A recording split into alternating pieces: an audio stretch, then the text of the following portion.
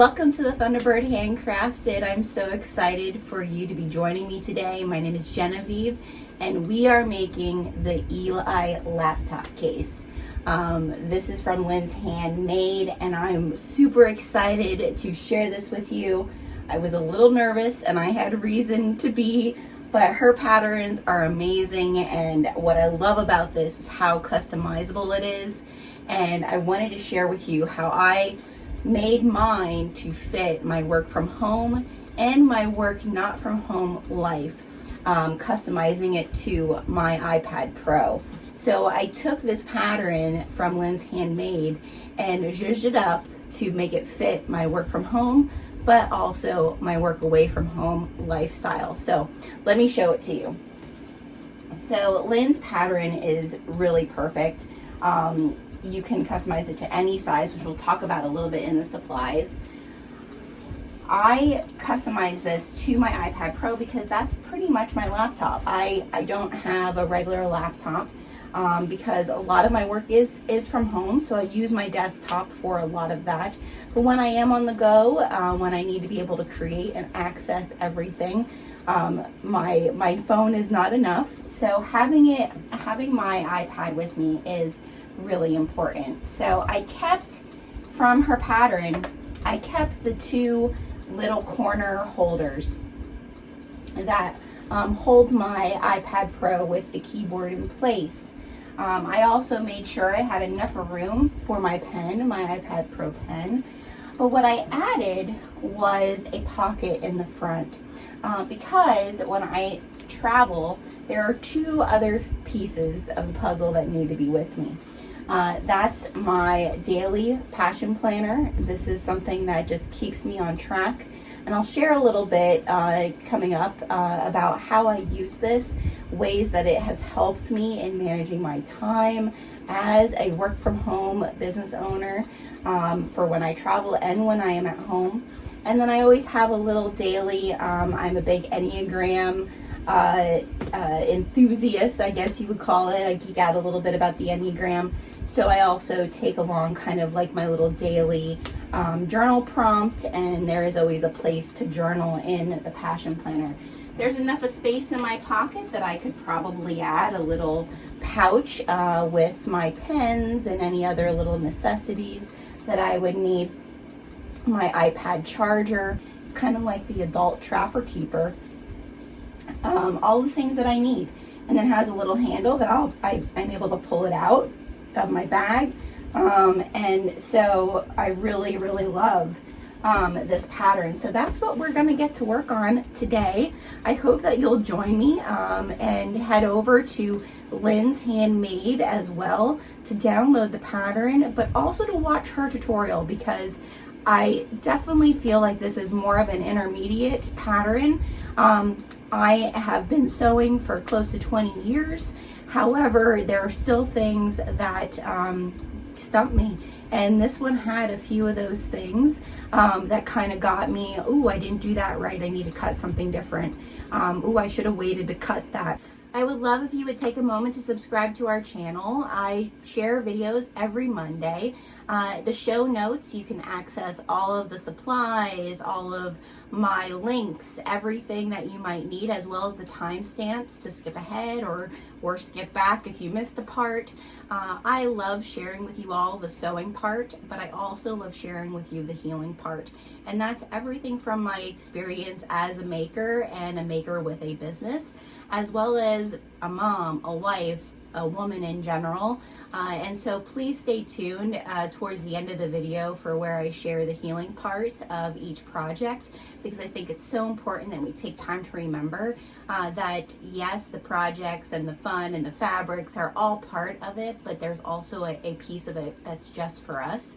And I hope that you will share some of those relatable pieces in each video in the comments below, so that we can connect and share in this community that we have here. Okay, before we get started, I'm going to share with you some of the things that I did wrong because we're not perfect and learning a new pattern takes time.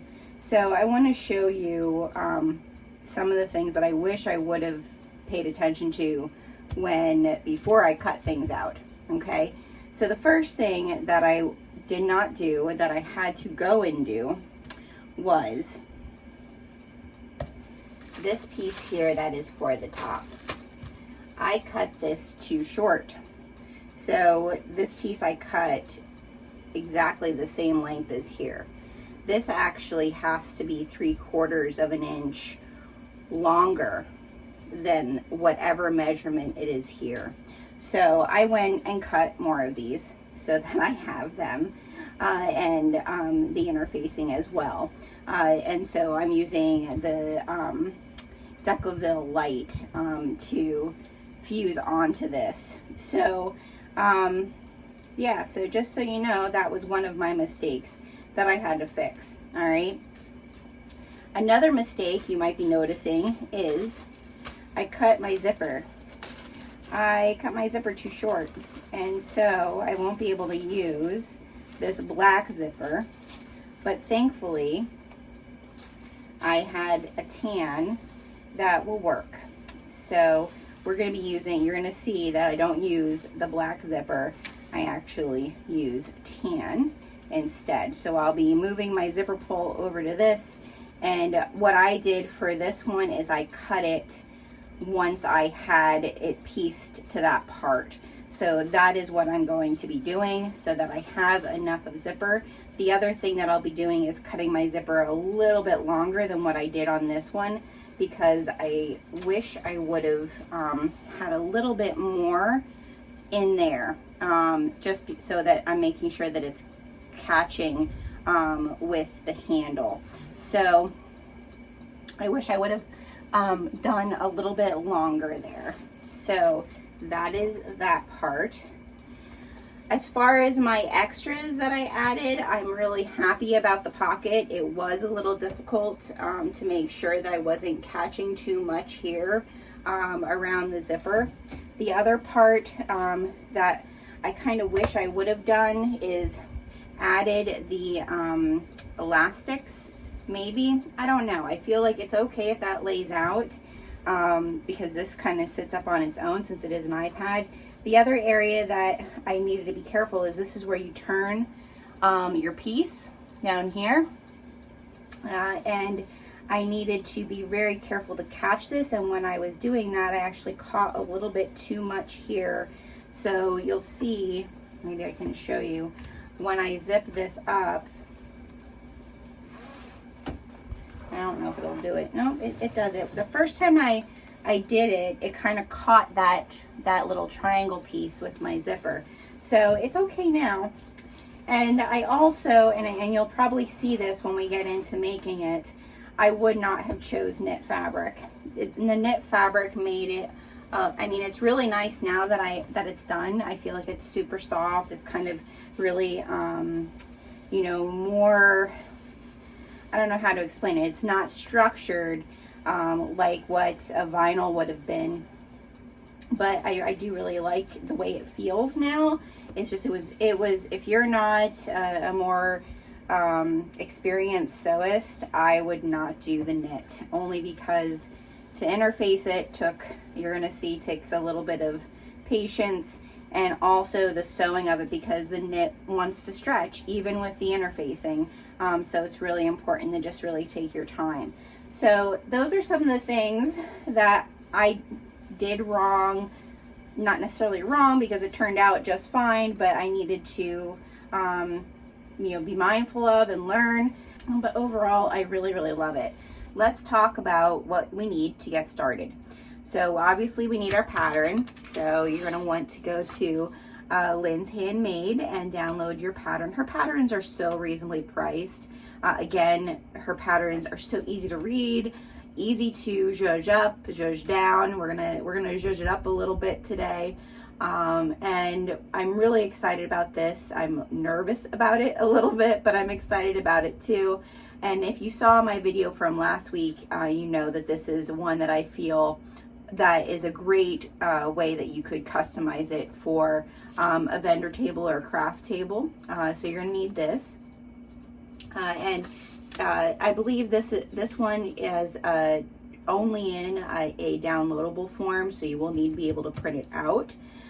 You're also going to need whatever laptop, notebook even, whatever you're using as your measurement, because that's what's really great about this pattern is you customize it specifically to yours. And I'm using my iPad Pro. You're gonna need your fabric. Now this fabric is the knit from Spoonflower. I had purchased this fabric for another project and never got around to it, go figure. So we're gonna give this a try, and I'm gonna be stabilizing it. You're gonna need your thread, whatever thread you're using. I'm gonna be doing this on my industrial machine only because of using this knit. If I was doing cotton woven and just interfacing the cotton woven, I probably would be trying to do it over on my domestic machine. It really depends on if your domestic machine can handle heavier things. Obviously any cutters. This is how I prep if I'm making more than one of something. So you're going to need your measurement for your zippers.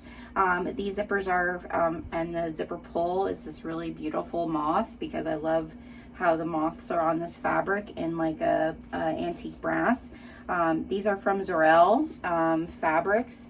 And then I have some Decoville light, just because the pattern does call for like a vinyl or something firmer for the top handle piece. So I'm gonna just I'm gonna interface this and make it a little bit more sturdy. You're gonna have a lining your top. I'm putting a pocket in mine, and I do not have fusible fleece, but I have my quilt batting. I'm just going to be basting it in there so that gives it a little bit more cushion. You're going to need some webbing, and I have some rivets in the bottom there that will go on the top that match my zipper and my zipper pull. So everything, again, about this pattern is customizable because, and for so many people who have want a laptop case, this would be a great project. Even for back to school right now, if your kids have Chromebooks or laptops for class, this would be a great way of just adding a little bit more protection and creating something for them to be able to use. So we're going to work on this today. I'm excited to get started. Okay, so the first thing we're going to do is we're going to get our interfacing on our pieces. And like I said, because I chose knit, this is a little bit more difficult than what it should be. If you choose quilt cotton or any other type of like light vinyl, I still, depending on how structured you want it to be, I would still consider using some type of stabilizer interfacing. Like I said, I used Decoville light, which is, I purchased mine from Cereal Bag Makers, so you can find their link. This is the first time that I have used this, and I really like it. It really did make a very structured, firm, again, with it being knit, that was not the fun part, but it worked really nicely, and I just needed to have some patience with it. I also used SoFuse. So SoFuse is from Castine's Handcrafted. SoFuse is an interfacing, but it's more fabric-y, which is really nice. It's the first time I've ever used an interfacing like that, and I was actually able to, we might have to do it, I was actually able to reposition it a little bit and then re-iron, because the knit wants to kind of move. It was really nice that I was able to kind of lift it and then kind of like reposition it again. So okay, so we're going to interface this, and I did not cut new pieces of Decoville because I just did not want to have to deal with that. Again, remember, this piece has to be 3/4 of an inch longer than your main piece. That was the mistake that I made. What's great about this pattern is it does allow you to customize it to the size, and I did not read through about this piece. And so if you read, Lindsay does a great job. So if you read through Lindsay's pattern, you're going to be fine. Don't do like me and say, ooh, I can do this. Okay, I got it. And then start cutting. Read through it. So we're gonna interface this.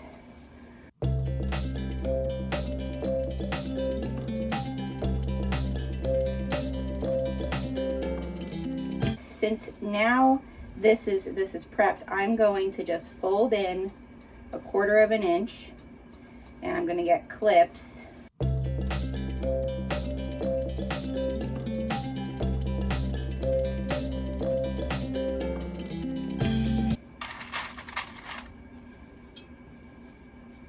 Okay, and we're actually also going to find our center on these while we're here.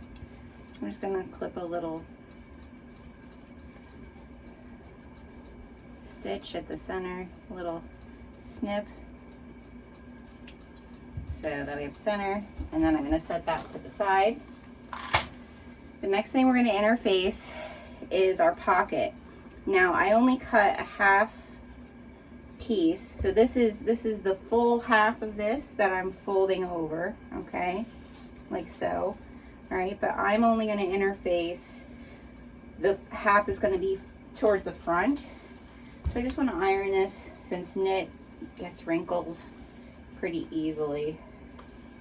I'm just going to iron that like so.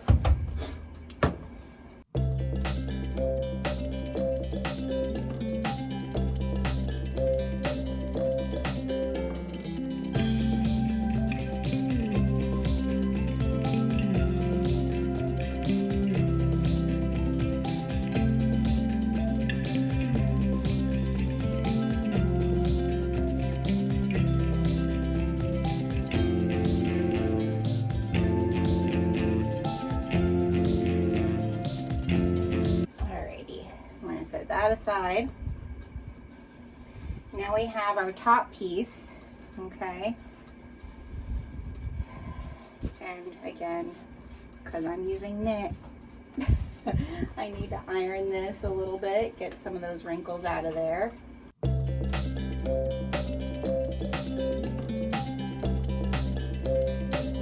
let's take a look at the other side, see how we look. We don't have any big wrinkles. That wrinkle looks like it was in there. Let's see if I can, nope. See, as soon as I put my iron on here, it wants to pull, so I'm like kind of lifting my iron a little bit up.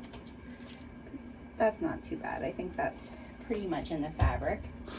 I'm going to take my scissors now, since I have this little bit of an edge, just because when you're sewing your zipper on here, you want to be able to really see where your 1/4 inch is. Most of the time I wouldn't care about this excess, I would just sew, but because your zipper is so important on this piece, I'm just going to trim a little bit there.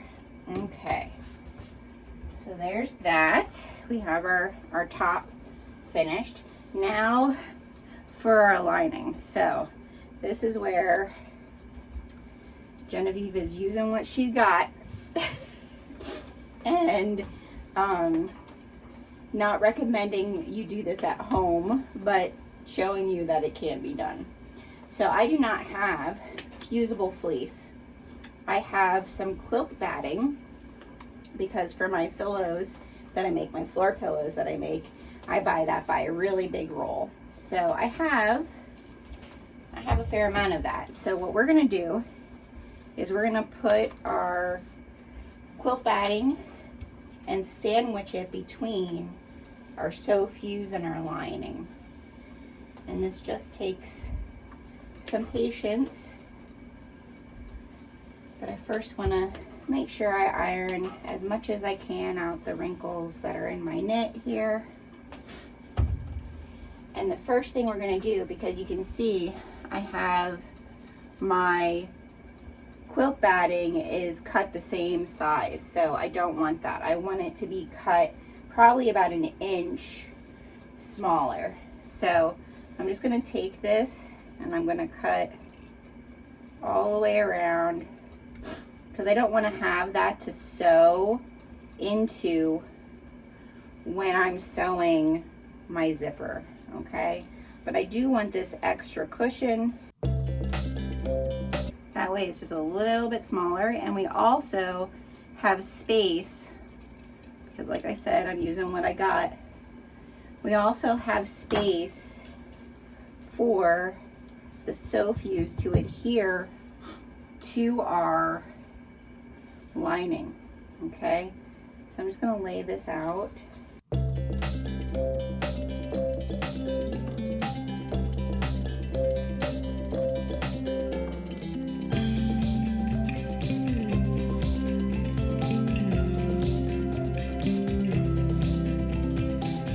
And like I said, if you had fusible fleece, you wouldn't need this step.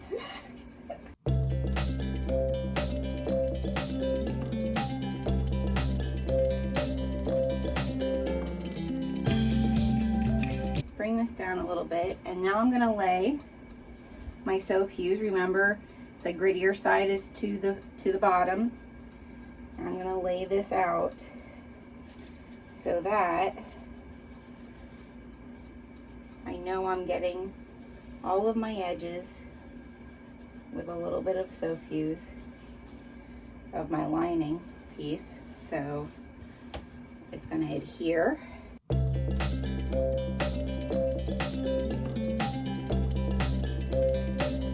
And now the first thing I'm going to do is try to get it adhered to the quilt batting, and then I'm going to kind of go around and make sure that it's on my lining piece.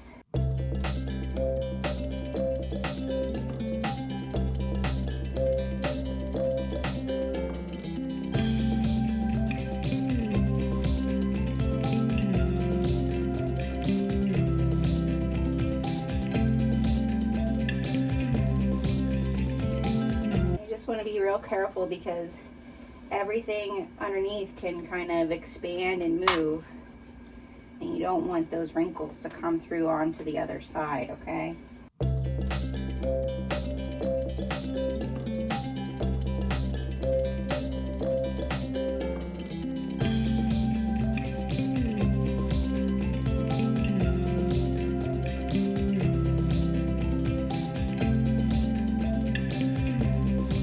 Side, and you can kind of see now on this side I might have some areas that I need to pull it down. So see, I don't want to do that. It's very difficult to get it, so I'm gonna have to pull it here a little bit.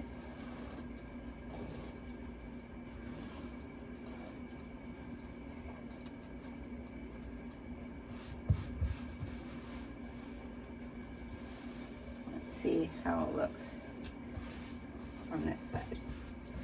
This is, I'll make sure that it's not wrinkled.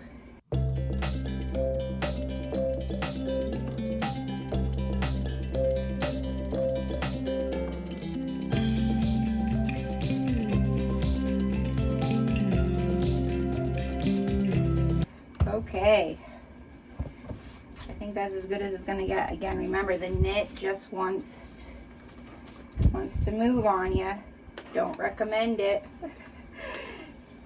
It worked, but I'm sure if I had the fusible fleece, it might have worked better, but we got it. All right, so we have our lining, we have our top, we have our pocket, and we have our handle area.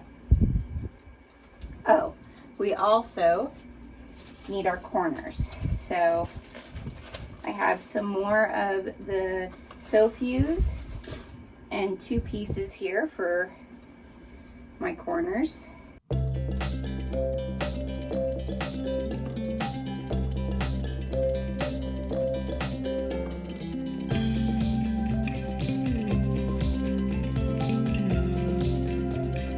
Okay, we're ready to get sewing. First thing we want to do though is we're going to take our top piece and we're going to fold it in half.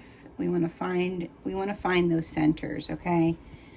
Just a tiny little snip is enough, but finding the center just overall is a good practice to have. The first part we're going to do is we're going to get this, the top piece for our handle, we're going to get that sewn onto our top piece. We're going to attach our spine piece. Now what you want to make sure of is on both sides, so your side going this direction and your side going that direction, it measures the same amount. I know that from this center piece here, it's 9.5 inches both sides this direction, so I measured that to make sure that it's both directions. I clip this in place, so it's clipped in place. Once you have your piece ready to stitch onto the top, your spine piece, we're going to fold that longer edge piece in 1 inch, okay? So before we sew it, we're going to fold it in. I'm going to measure it here, 1 inch, okay? This is the edge we are not going, we are going to stitch over. We're not going to stitch over the end where they meet. Important to read Lindsay's patterns, okay? So we're going to start at this end, back stitch at the beginning and the end, okay? So now we have our nice top secured piece. We have the one edge, okay, fold it over, the other edge, there's an opening, okay? We're going to set this aside for now, and we're going to grab our 2 corner pieces, all right, and our pocket if you're doing the pocket, okay? And when we get these off the machine, you can just clip that little edge that we have there flush so it's a nice triangle.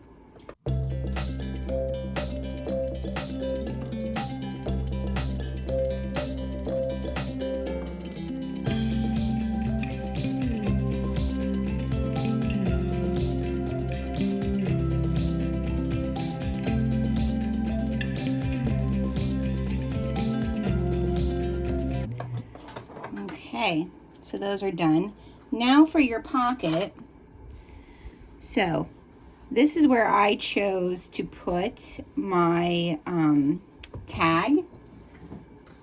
You could choose to put it on the outside lining, you know, so you could choose now. This is when I would do it, to put your tag, you know, place it where you want on the outside, or like I said, this is where I'm going to be putting it for me. So I'm going to be putting it on the pocket. So I'm going to find my center of the pocket because that matters for this.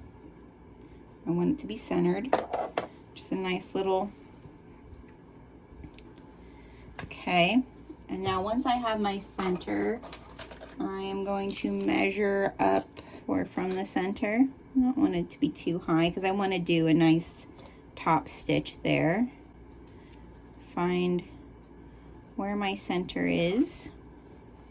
I'm just going to try to hold it there to get it over. I'm not great at that part yet. I will tell you that much. I'm learning.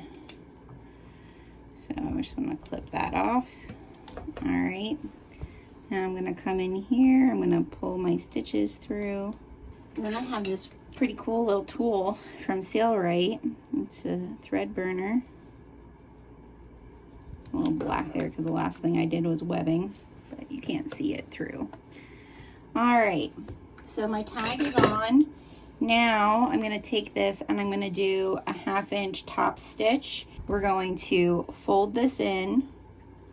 It's probably about, let's see, and like again, this will be dependent on the size that you're doing. So this is like a half an inch that I'm folding in because we don't want this to go across into where our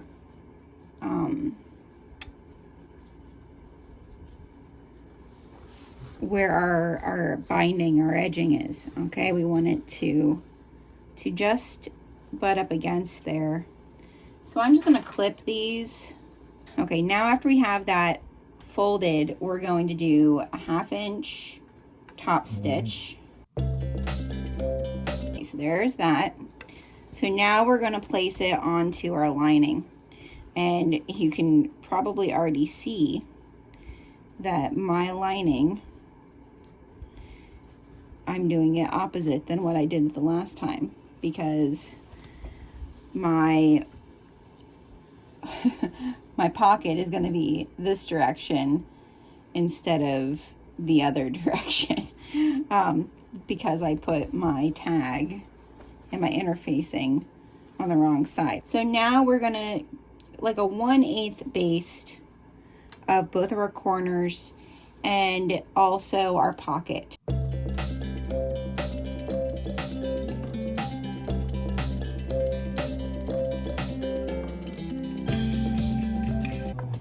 Okay, so we have our pocket on, we have our corners on. Okay, now we're gonna work on our zipper. And like I said, when I did this, I measured the zipper too short. So I'm gonna still use my Zerel moth zipper pull, but I cannot use this black, so that'll be saved for another project. And I have some Indo Creation beige zipper. So the first thing we're going to do is we're going to do some measuring on this piece of our top binding area.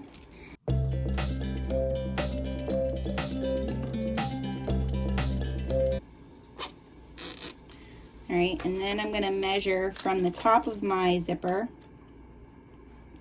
I'm also going to measure 1 inch, okay, on the back.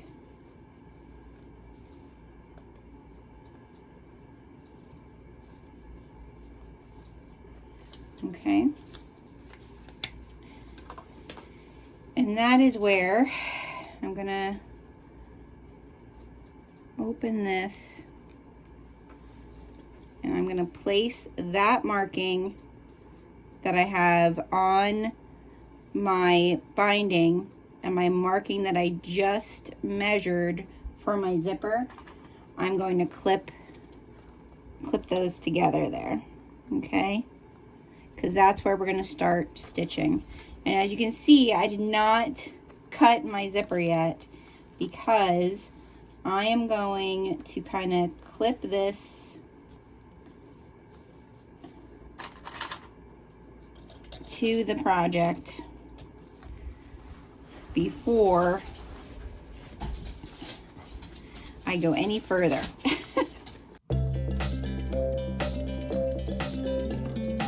I want to be able to get enough of my zipper into the inside here so that it's caught by my hardware when I'm putting my webbing on. So I'm going to measure 4 inches extra of my zipper. That's something that my last one I wish I would have done. So I'm going to just cut across here. I do like Lindsay's little tip of putting this on the end so that my zipper does not come off. All right, now I'm going to truly clip it, and I'm going to bring my zipper over to the very end so that that is not in my way while I'm sewing. There's another reason to have that extra on the edge. So we're gonna do 1/8 of an inch all the way around. I like to do my zippers, especially when there's a lining, I like to do it as close to the edge as possible. And then when I'm attaching the lining, I like to kind of, that way it gives me some space. So that's what we're gonna do. Okay. we got that side on. Oh, you might put scissors here. I'm gonna keep grabbing that. Need my snips. All right, now we're gonna take this end and we're gonna open it. I know, scary. It's scary to me too. Okay, we're gonna leave this here to the side, okay? Like so, all right? Remember, we have that on the end, so we don't need to worry about that. All right, now you just wanna make sure your zipper is going the right direction, that you're not twisted anywhere. And we're gonna find that same line, okay, that we made, the same line here. All right, where can you see me? There, this same line, okay, on here like we did this piece. We're gonna just lay that there, and we're gonna clip it again all the way around. I'm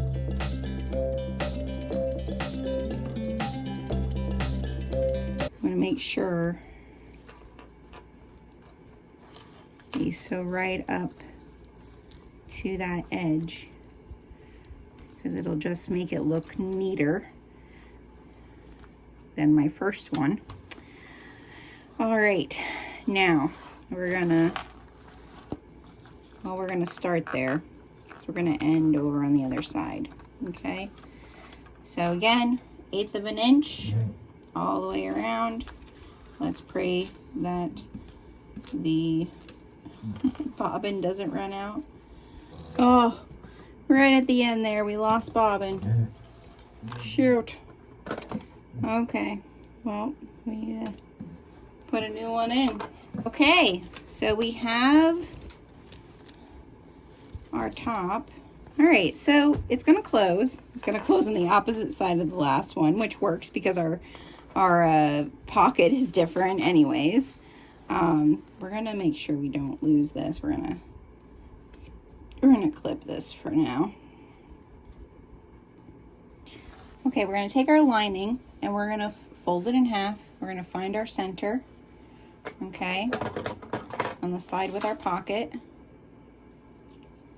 And on the side without the pocket, but it could be the side with the pocket for you. So we're going to measure 3/4 of an inch on either side of our center here.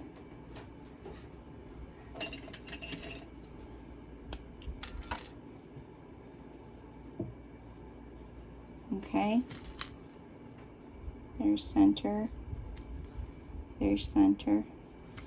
Okay, and then we're going to flip this over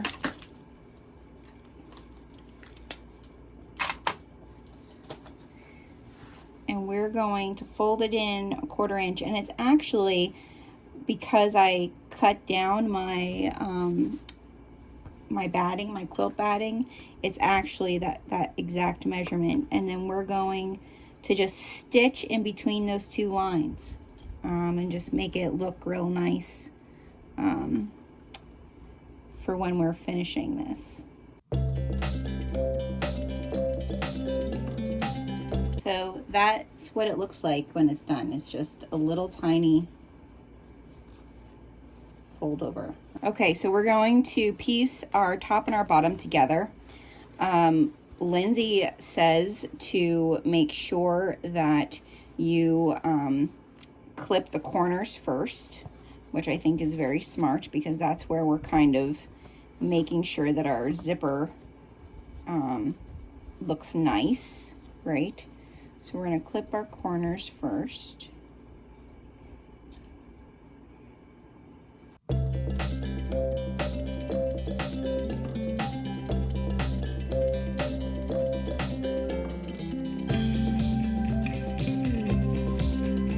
Okay. All right. So now that we have this all clipped all together, what we're going to do is we're going to start our stitches. We're not going to go over our two hole areas, okay? Those stay open. Even though I have them clipped, those stay open. All right? We're going to back stitch the beginning of the end, come up to where we started our our hem here, our little top stitch. We're gonna come up to there, back stitch, come all the way down and around, come down here, back stitch beginning and the end to leave an opening for our hole, come over here, back stitch beginning and end, come all the way around, stop here, okay, back stitch beginning and end, skip through here, we're not going to stitch through there, start again, back stitch beginning and the end, come all the way around, and stop over here, back stitch beginning and the end. Okay, so that's what we're doing next.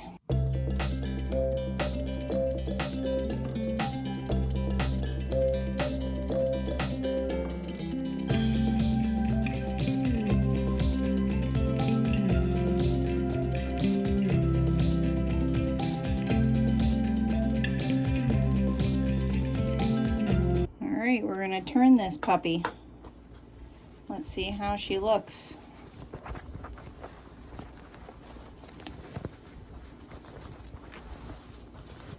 The one thing about the knit is it's easier to turn than if you were doing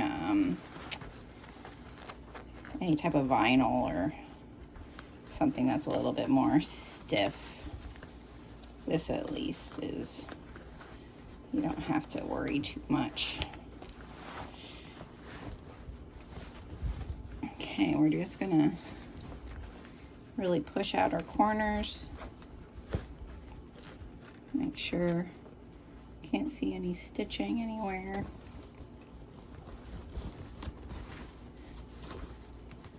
Push out our corners. Looking good, looking good. This is all attached. Good, good, good.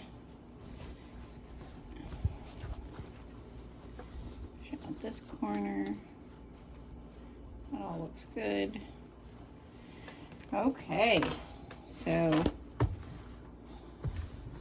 looking pretty nice. Now here's the fun part.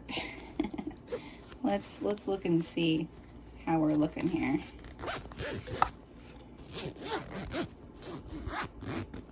Remember, we don't want to go off the edge here. But she's turning out, she's coming together. All right, so now what we're going to do. All right, so again, remember when you do this, and maybe I can show you how close I have that stitched to this piece. You don't want to go too far over, but you want to be right there, okay? Because what we're going to do with this piece is we're going to shove it as far as we can into that hole, okay, so that when we're closing this, it looks nice, right? You know, we want it to lay nice, so we want that way. And then over here on this side, we're going to shove these in there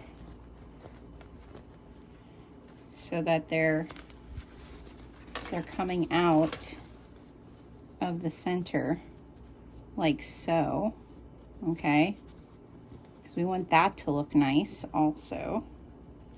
All right, we're gonna just clip that for, well, we're gonna throw clips. I don't know if you can see that. We just want it to clip, we want it to be, look, you know, nice there. So we're gonna clip that like so for now. And now I'm gonna zip it closed again just to kind of see.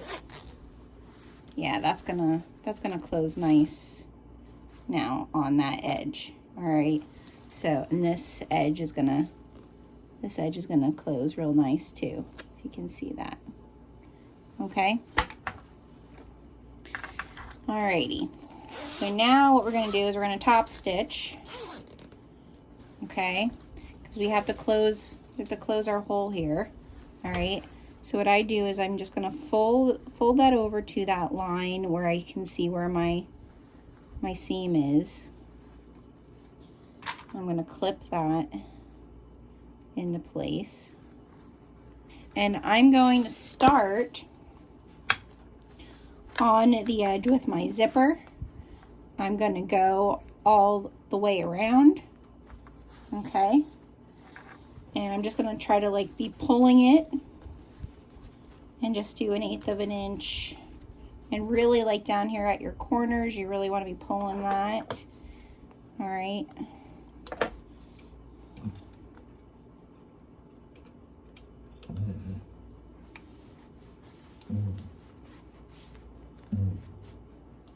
I want to come as close as I can.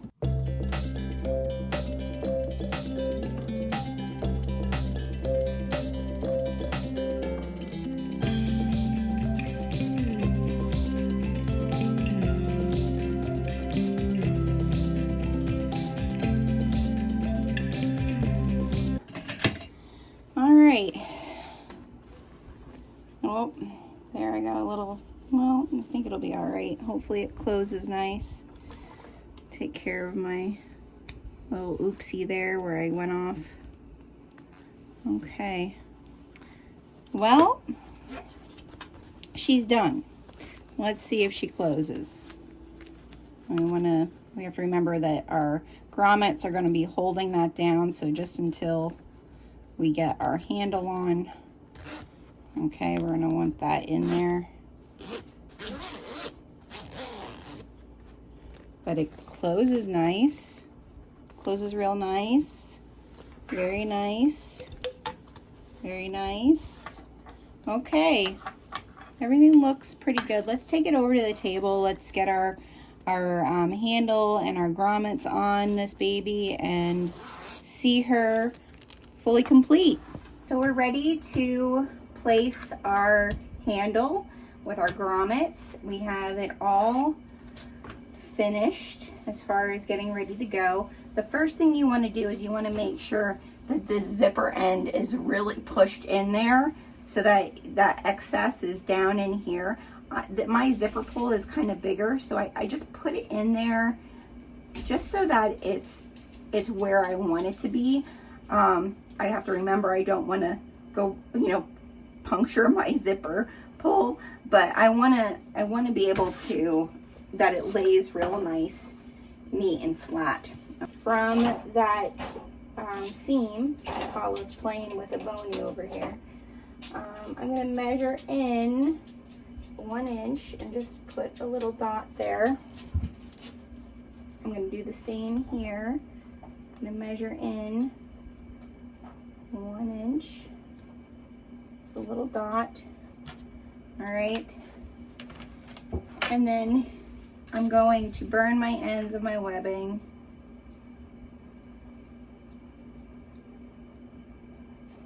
So that it doesn't fray. I have my More Me Know vinyl marker.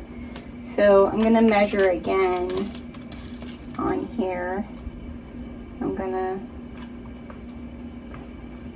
This is 1.5 inch webbing. So here's my center line. I'm gonna put these babies about 3/4 of an inch in. Okay. Once I have those marked, I want to put my hole poker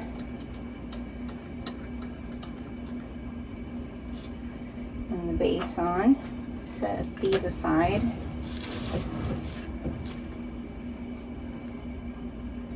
I'm going to hold that again right over top of my little mark I made. Make sure I'm straight. And I'm going to go right down in. Hopefully catching that zipper, right?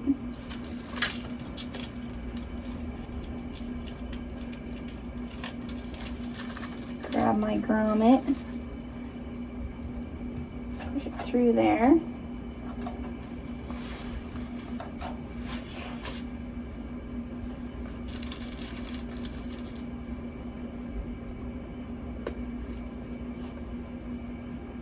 snap it on.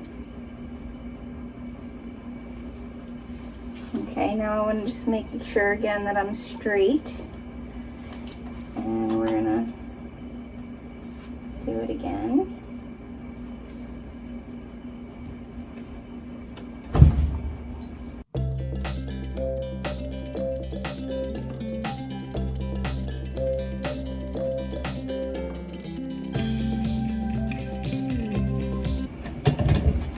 Okay.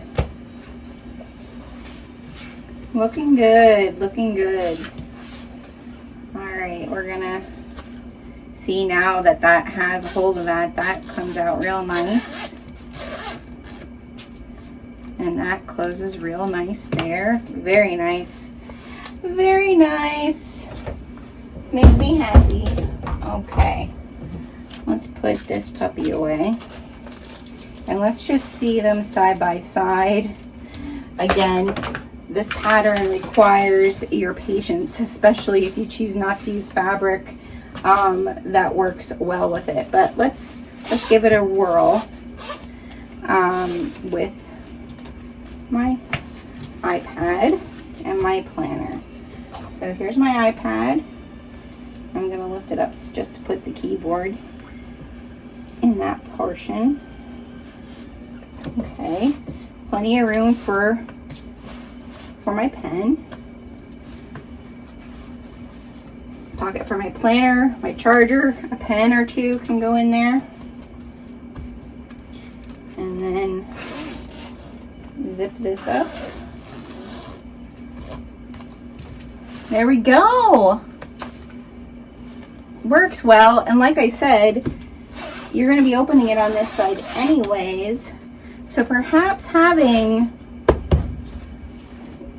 the pocket on this side is good. I mean, because you're going to open it. Yeah. I guess either way is fine, I think.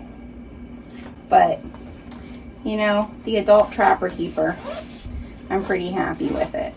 Well, that was fun and could have been made easier if I would have used the correct type of fabric. Not that I don't love how this turned out. This turned out wonderful. I love Lindsay's patterns. Again, Lindsay, you make things easy if you listen. But I love these. I you know, the Trapper Keeper is back in. So for us, work from home, being able to work away from home gals, this is a perfect pattern to customize to what you want. Okay, what size you have, whether it's your laptop or your iPad Pro like I did, to add things to it. I could see adding like a zipper pocket on the front. There's a lot of things you could do to add to this. I highly suggest making the basic one to start before you zhuzh it up, okay? So I always share with you all the healing part of sewing, because I firmly believe that sewing is therapy. Sewing is the healing part. Ooh, Mr. Apollo is playing with a bony. So I wanted to share a little bit about just how when I became a work from home, being able to work away from home mom, business owner, some of the things that have really supported me in that journey of 10 years actually. And so my passion planner, and I have a monthly passion planner and I have a daily passion planner. I do have a link for a discount on a passion planner as well. I've used passion planner since 2016, I believe. And the daily for me really came about one time. The beauty of working from home is you can work from anywhere, and I had taken our daughter to space camp in Alabama, and I was on my own for a full week, working from an Airbnb. And one of the things I was struggling with at that point, because it had only been about 3 years into my work from home journey, was managing my time. Really being able to have a work day, coming from corporate work where you have a regular almost 9 to 5, right? And then your evening is all the other stuff. Working from home can become challenging when your laundry is in the other room. Maybe your husband is second shift like mine and can interrupt you at any given moment. Maybe you have young children who need you during the day. It was very difficult at that point for me to kind of create that work schedule. So one of the things I did with my passion planner was I created a time log. This takes dedication. It requires you to really pay attention to what you're doing throughout the day. And this was so healing for me to see where was I, not necessarily wasting time, because I don't believe any of your time is really wasted, but where was I spending my time on things that maybe were better off put on another day, or maybe scheduling it for the evenings or early morning when I would have that capacity. Where was I beating myself up for those interruptions that I said I wanted when I decided to work from home? And so what I did with my passion planner was I logged every 15 to 20 minutes what I was doing for at least, I did it for a full week, but I suggest doing it for at least 4 to 5 days. And what you're going to see is just pockets of time that you can kind of move around to block off your week. And I will tell you that that was so healing for me to kind of reset my mindset on what was my work from home life and what was my home life. And that's so important if you're in this as a maker who is also a business owner, to really manage your time and make sure that you're making time for the healing part, but also making time for the work part. So I hope you'll share with me in the comments below, have you ever done a time log for yourself as a maker in your business? Are you struggling with that work from home and home balance that so many of us do struggle with? And share with me, how do you do that? How do you manage your time? Do you use a planner of some sort? Do you do digital? Let me know in the comments. I'd love to hear from you. Well, I'm so excited that you joined me this week for this tutorial. Lindsay, I used some curse words. I used a ripper. There were moments where this pattern had me frustrated. However, I completely still believe that this pattern, if you follow Lindsay, again, go watch her YouTube video. I completely believe this pattern is production possible for things like a craft fair or a vendor fair. If you use materials that are going to make it easier for you, that is something I did not do. If you'd like to join me over on my socials, I have those links as well for Instagram, as well as our Facebook group. I'd also love if you would subscribe to our farm's newsletter. Every week I try to think of something that's on topic to share with you. Parenting 101, not that I'm a perfect parent by any means, and things that I'm doing as far as wellness, our farm, and sewing. So feel free to go over and subscribe to our newsletter. We share promotions and things like that are happening, and upcoming events that we're doing here on the farm as well. I would love if you would subscribe and join me next week. And please share with me in the comments if you're work from home, if you're a work from anywhere maker, what's been the healing part in you discovering, what have you used to discover how to best manage your time? Because I truly believe, just like sewing is the healing part for you personally, that time management piece of the puzzle when you're a work from home, work from anywhere maker, really can be the healing part in your business and just help you immensely throughout your journey. So thank you again for joining me here on the Thunderbird Handcrafted. My name is Genevieve, and remember, sewing is the healing part.